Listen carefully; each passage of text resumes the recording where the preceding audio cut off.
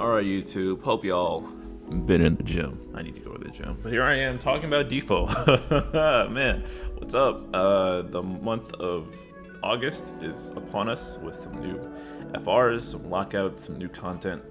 Hope y'all have been enjoying the start of the era so far. We got some things to talk about. I'm going to be reviewing the stream slides in this video and talking about some of my poll advice and thoughts, having played this period in the JP version. So sit back, relax, listen to the calming music. Let's talk about the units, shall we? Before that, be sure to like the video, comment with your plans for the month. Any questions you got, hit me up. If you want, pay $1, become a channel member. I'll always respond to your comments, all that good stuff. Be sure to check out my live stream on Wednesday bi-weekly, the Ranting Hour. I think we're going to talk about this new Lockout stuff that they're introducing. I'll talk about that in a bit. But this is going to be a pretty high-level video, and then I'll do more dedicated before you pull videos as the month progresses. All right, let's get rolling, shall we? So, these Dare to Defy quests. Honestly, I haven't read this much, but it looks like there's going to be rolling lockouts for quests throughout the month. So, save for Luna Freya, only use cam friends people are definitely sweating bullets right now. You might have to use some of your million gems. I know, it's terrible. JP didn't have this, so this is pretty cool. I'm very excited. It's been a staggeringly low amount of lockout content in Shenryu, and 6 warrior quest probably would have been better if it was lockout, but it's not. And then Transcendence, it's lockout on paper, but we have so many units, so much power, it doesn't end up feeling like it in practice. But this should be the good stuff. They're probably gonna let us use a friend unit, but if they don't let us use a friend, that would be even better. Please bring on the challenge, please. I'm looking forward to this, especially the extra resources. Yeah, so this will spice this month up a little. I think month 3 is when they really started figuring out how to make FRs, and there's going to be a lot of angry Fujin pulls, or maybe people will look again back at Sherlotta and Reno and the like. But yeah, it's I'm really looking forward to this. I'll talk about the event as the slide comes up though.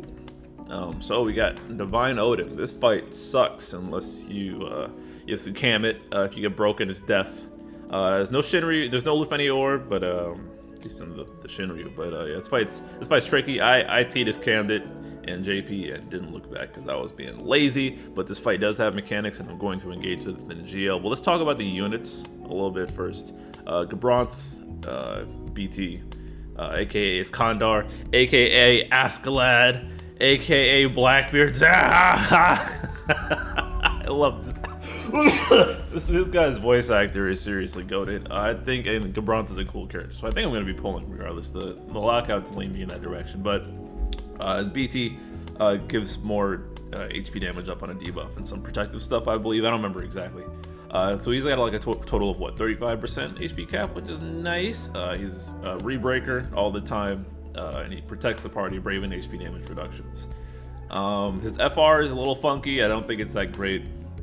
You gotta be attacking a debuff target for 15%. You gotta inflict a break on turn for 30%. And for non-rebreakers, that can get a little bit tricky, which is annoying. So if you're not driving Gabranth's FR in his BT phase, you might need to lean on rebreakers like Caius or RNA Omega Lol. Not right now. Vayne can probably drive it very well, but otherwise, his FR, not the greatest conditions. It's a little tricky. You're not really rewarded for working that hard, I don't think. But his BT is cool, and he'll definitely keep you alive, so that's nice. Lael gets a nice little damage boost. I think total of 30% HP cap with his BT plus. He's launching all the time. I think all his skills have guaranteed launch now. And because of his LD, you have to consider that when you're looking at Lael's skills, he actually has +2 on every HP attack, because everyone's going to be in the launch whenever Lael initiates one. So he ends up having like, what, 5, 6, 7 HP attacks on every one of his skills, which is very good, plus launch modifiers. So he's actually pretty powerful. It's just he doesn't quite fit into really any FR. The only launch FR is Reigns, and Reigns is probably going to be driving that. So if you're running Lael, you're probably running him with something generic or something that he can be enchanted by. I think Ursula would be a nice pair with him, actually. But yeah, Lael has good upgrades. Pain's getting a C90 here, just a damage update. Same with Rude, damage and party buffs. So good characters all around. I don't think I'd really recommend anyone if they're on the fence. I don't think these characters are particularly like outstanding, but I think at least Lael has a lot of damage potential, and he usually goes under the radar because of that, because people can't count.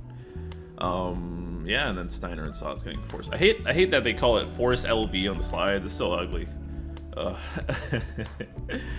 let's keep going, shall we? Oh yeah, and it's a divine farm, but FR is kind of nuke that. But we can auto those anyways.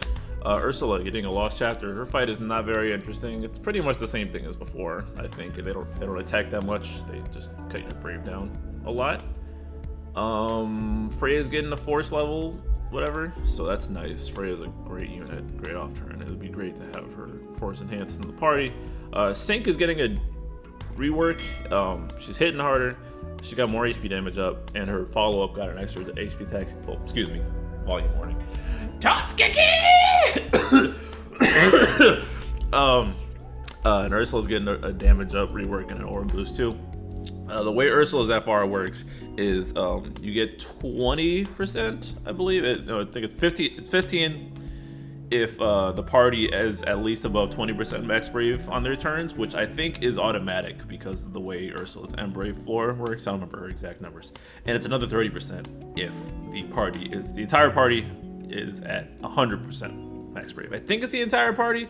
I'm not quite sure based on the wording, so feel free to correct me when the time comes. But that's the way I think it works, and I think the way it was designed is to encourage everyone to be taking advantage of Ursula's like unconditional battery. It might not be the party, it might be an individual. Anyways, regardless, if it was an individual, it'd probably be better. That's probably it. Anyways, please double check your sources. I'm not reliable.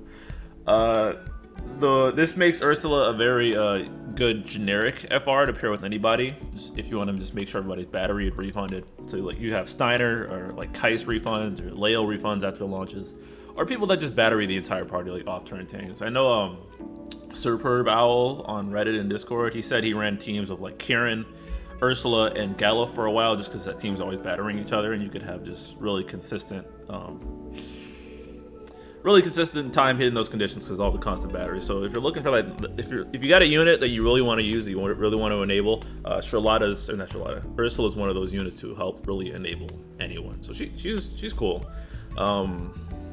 I don't think I'd go for it. Probably I'm gonna take a Gabranth because I'm just super capped on tickets. So if I get Gabranth's FR before his BT, I'd probably stop ticketing at that point and then ticket Ursula when she arrives, maybe, because I think I'm gonna ticket all three of these banners ultimately. So yeah, that's cool. The Red Comet event. I'm pretty sure this is the event that's supposed to revolve around the Dare to Defy thing. I'm pretty sure they're gonna fast forward Terra. That's the only one that makes sense because Terra would be a month early. Jesus Christ, the brain damage of people going. She's basically I need to like make a short of this or something. Every time someone compares a unit to another unit, it says basically. They're always wrong. It's just reductionism at its finest. Jeez. Terra is basically Magic Titus. Okay, yeah, Terra rebreaks. Terra has the same amount of HP attacks. Terra, man, whatever. Especially the nuance when that FR introduces, where like how you do your damage matters, and people are still talking about basically. It's not. If you have to say they're basically the same, except for these 10 other different things, they're not basically the same. Jesus Christ, the fucking brain damage in this community. Anyways, I went completely off track there. I don't know what they're gonna do with this event, but it looks like it'll have an extra Shinryu, so that'll be nice. More content. If we do get Terra's FR, however, her FR does function similar to Titus in that it's her driving it. Basically, it's 20% on her using a magic ability. No, anybody using magic ability, and 30% on anyone using an ability with instant turn rate. I mean, that's that's different from Titus already because you need to be magic. But she does share the instant turn rate condition, so pretty much Terra's going to be driving that. You want stuff in the background. Normal Terra play, just she's getting more damage out of it now, so nothing. And if she might come alongside Ace got his level 90 rework, and his rework got downplayed because people don't realize that traps scale well in force time, especially aces that go off all the time. Ace continues to be an off-turn beast that scales like crazy, similar to Sice, except he's non-elemental. So you can actually weave him even better into off-turn elemental teams, and he's got a BT outside that. So Ace is damn good, and then Rams might get his force enhanced, and Rams is just a broken goofball. So I wouldn't go for Terra's FR because I don't find her that interesting to play. I have everyone. If it would be a triple BT banner if that's the case. Where am I going with that? Yeah, I have everything, but if you're into Terra's playstyle, go for it. She's fine. She's also a good unit. Ace will probably be another sleeper as usual, as he was underrated on his BT Plus release. But yeah, Ace is damn good, and I'm a force level him when I can. All right, let's keep it moving. Oh, Fujin, this event has a lot of HP, and for this event will be fun to watch the people who were insisting that these early FRs were good, because this event has a lot of HP. And it's got I think they got some sort of brave damage reduction going on unless you hit wind if you're doing an element, so that's fun. And it's the annoying what's it called, Dashbirds. So yeah, this fight's just really annoying in a slog. The people who've been doing no FR runs are really gonna feel it here. Oh boy. Lockout wise, I'm definitely cam abusing this one, because this stage ain't it. It's just a lot of HP. It's a slog. This fight isn't fun. And on top of that, Fujin sucks ass too. Sorry, RVK. Fujin got a good rework. I mean, her trap attack from her EX now has an HP attack, so she's an off-turn damage dealer, and she's got guaranteed launch, I believe, on all of her attacks. I don't remember if LD is included in that, but I know at least EX, Skill 2, and Skill 1 should all launch. So they leaned into that, and her FR is anyone uses a wind ability on turn, off turn doesn't count, and you need to launch. However, the launches have to be from Fujin. Do you see the issue here? Otherwise, if Fujin isn't, so Fujin can get 60% on her turns, and it's 20% on everyone else's turns. Now, I think what they were going for here is they were like, Fujin's fast, she can drive it up, and then other people can take advantage. But in practice, this is kind of ass, because why would you want Fujin taking all the turns, especially because throwing Ultima, Fujin's output isn't that great in the first place. So yeah, this is a pretty awful FR. I think it's probably bottom 2 with Kane. Yikes. Because you got 2 other party members, bro. I mean, I guess you're better off like duoing with Fujin just for that. I don't know. Anyways, Caius is getting a rework here too. His EX and LD become a nuke, but his skills are kind of lackluster. But he can't hit break conditions like Gabranth. He can hit Gabranth's break condition pretty easily, and RNA's down the line, so he's got that going for him. Also, Bamuto! Sid doesn't get anything. What I'm thinking for this banner is I don't have Sid or Caius's LD or EX maxed, so I'm gonna be ticketing these banners. What's it called? Why am I blanking here? Caius's debuffs get extended by 1 turn as well, so Caius ends up being a good option against turn hogging bosses, and I know a couple of them are coming up, being the 2 ulti fights during the Luna Freya BT cycle, where those fights would warp, and then Caius's call debuffs would go off and break them, and you get saved basically. So Caius really has that utility. As for Fujin, I'd recommend people pick up her LD because of the call potential, enabling at least at the minimum Sabin and Bart's dad down the line, just to have that call utility, because Fujin's calls last a damn long time, and one of my big regrets in JP is not picking up Fujin's LD call so I can enable Sabin. Even if you're not interested in them, we don't know when Fujin's going to rerun, and who knows if we're going to get a Bart's FR, or when Sophia rolls around and she's getting an FR and she needs wind damage in the party and she doesn't enchant, that Fujin call will come in handy. And so I'm just kind of de facto recommending all element calls for whatever shenanigans pop up, and plus it'll help you in the fight.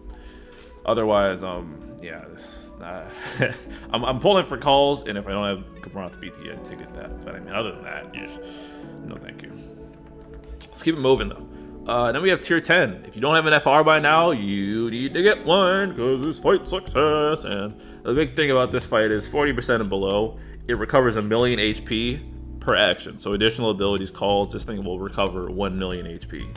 And they'll just keep doing that until it's back at 100, and then they'll keep doing it. So you need to force it down. You need to time your force so you can overpower the HP regen. This will tick in burst. It ticks in everything. You need an FR for this fight. you need an FR for this fight. This fight has some of the nasty things from tier 6 combined with I'm blanking on the other tier, but it's got the whole if not enough debuffs will warp. And so, again, KSLD call. This is what I was talking about. KSLD call is really good. Both calls, provided he's maxed out, for hitting that debuff condition off the bat. And then you want to nuke it down. You can't cam it because it's immune to paralyze, unless you throw a Waka call on there. So Titus FR will be good for nuking this down. Any pretty recent FRs probably, like Kane will probably be tragic here. Breska with enough effort could probably pull it off. Cryo probably not, because just and Dash definitely not, because no paralyze. So RIP Bozo.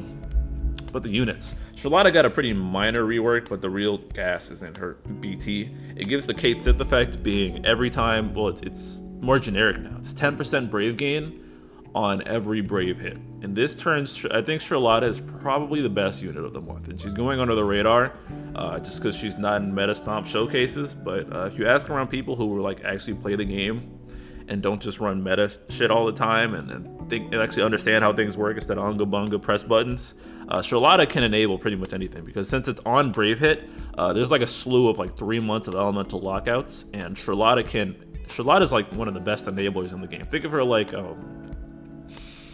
well, I mean, she's pretty much she has the Kate Sith effect, so but she's just a lot better at it because it's brave gain on damage, brave damage, and not brave gain on crit like Kate is.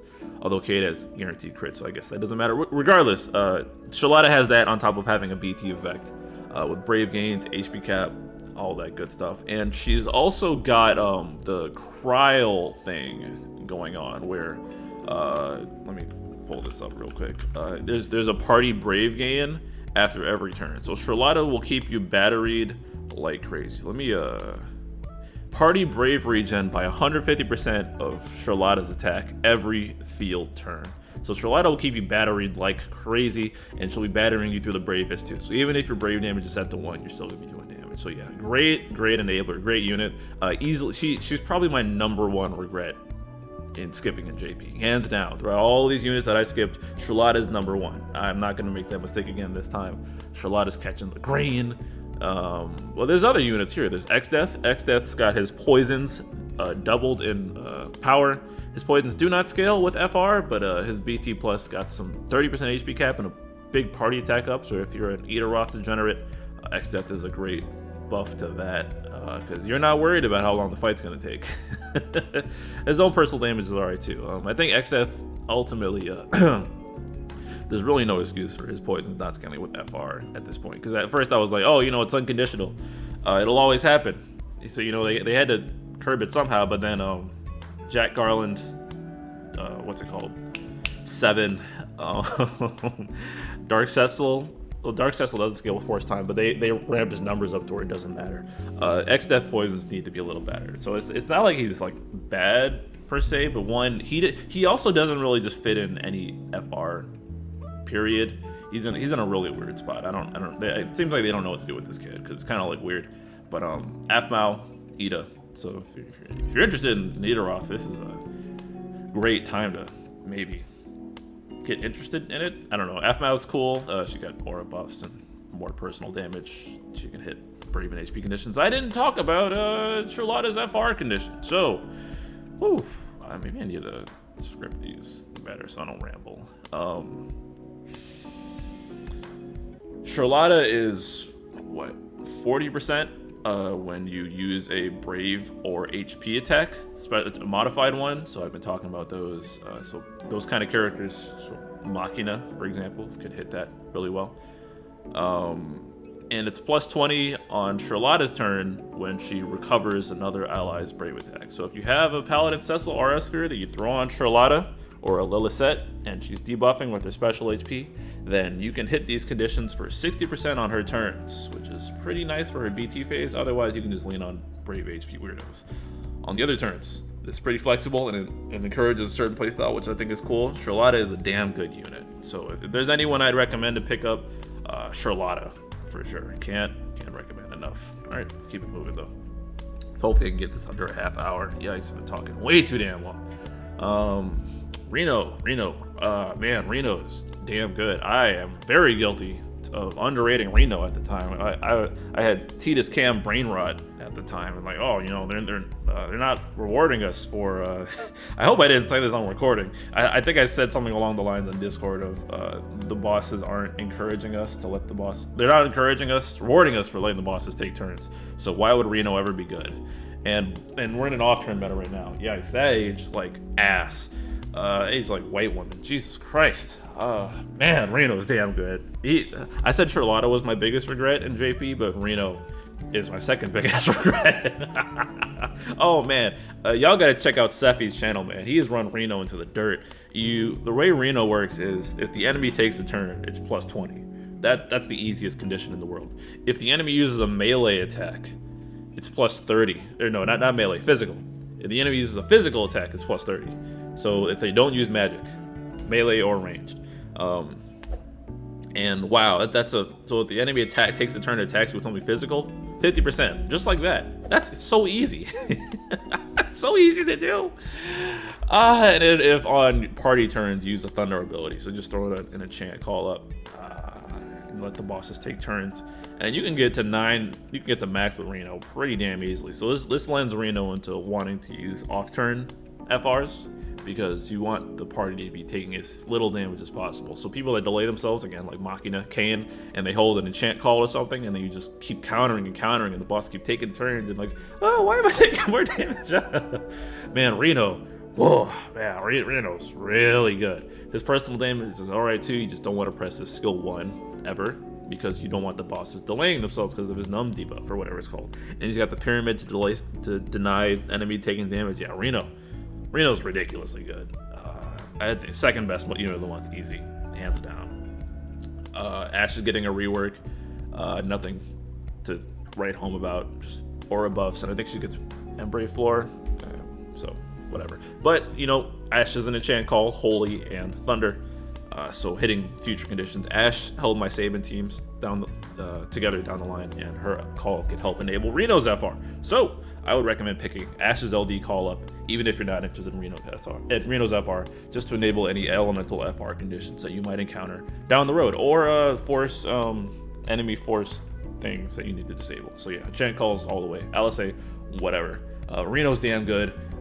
If the off-turn playstyle, if you don't think it might be good, give it a shot with Reno anyways, and you're gonna realize that it's pretty fire.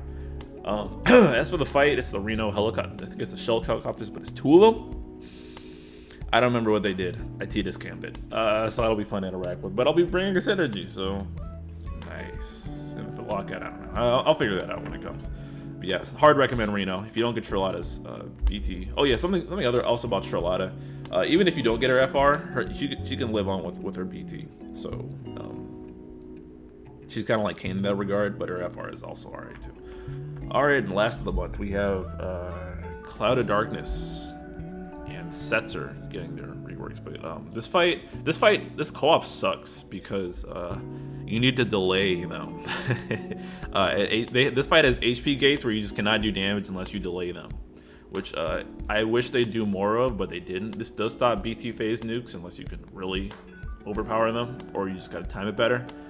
This fight is semi-interesting, but Cloud of Darkness gets a damage boost, rework, just more HP attacks and all the skills. And the FR is +5 on magic, and this includes off turns. So Cloud of Darkness BT looking at you to enable that. But it's not tied to Cloud of Darkness magic off turn. So it's another off turn FR. So if you got off turn traps such as Celes, Ace's traps, I guess. I don't know what other magic off turns there are. I guess Edge would work in that regard too. break them in the off turn, if you break them at all, it's plus 20. I think off turn breaks count as well. I'm not quite sure. That'd be nice. Please double check that, people. And regular delay. So if you break them at once and you also do a delay on them, that'll be it with the magic attack. That'll be a total of 55 at once. So you can slowly take it up with magic damage on the off turn, but then when you really do hit them, like with the Cloud of Darkness ability, and you manage to land a break with also delaying, that's very good damage. So Cloud of Darkness is actually a pretty good unit. I don't know if I go as far as to recommend picking your entire kit up, but solid unit all around. Setzer rework is also very good. His extended debuffs, or was that already on there? I don't remember. No, that's right. I got it mixed up. His freeze is now framed, which is nice, and this applies to his call as well. And he's still filling that role as an enabler. And initially, I was like, well, who cares about brave damage now? Like, everyone caps. That ended up also not being true, because when they introduced lockouts or brave damage reductions, if you don't hit certain conditions, Setzer is still very powerful for hitting those conditions. So when he works, I think he's more balanced now, just because everyone can enable themselves a lot better, but when they don't, they're screwed. Setzer can step in, similar to Sherlotta, similar to Kate, and enable those things. So I think Setzer's LD is at least worth picking up here for that enabling factor. Cloud of Darkness, if you want to lean into the playstyle of delays, because like you could run her with what's it called, sync, like delay characters. I can't think of any others. Like what, RNA, probably a good pair. Of the RNA's damage is yikes. I can't think of anyone else right now, but yeah, Cloud of Darkness probably I wouldn't say like broken unit, but definitely probably flying under the radar. Like, oh, Quistis, Cypher, yeah, Cypher's getting his C90. Wait, no, he already has C90. I'm fried. What, your Leos, any break delays, yeah. I think Cloud of Darkness is all right, but nothing I'd recommend. And I think that's it. Managed to be under half an hour. So just to recap, my plans for the month, I'm gonna ticket Gabranth FR. I want that BT. I'm probably ticketing all of his cycle, to be honest, because me ticketing Ursula is contingent on whether I get his BT early or not. Even then, I think I'd wait until these banners to see. But I want Caius's LD call. That's a hard recommend. Fujin's LD call if you don't have it. Nobody really here. Ursula. Freya's good, but I don't know if I'd go out of my way for it at this point. I don't think I'd recommend any of these goofballs, although they're all solid.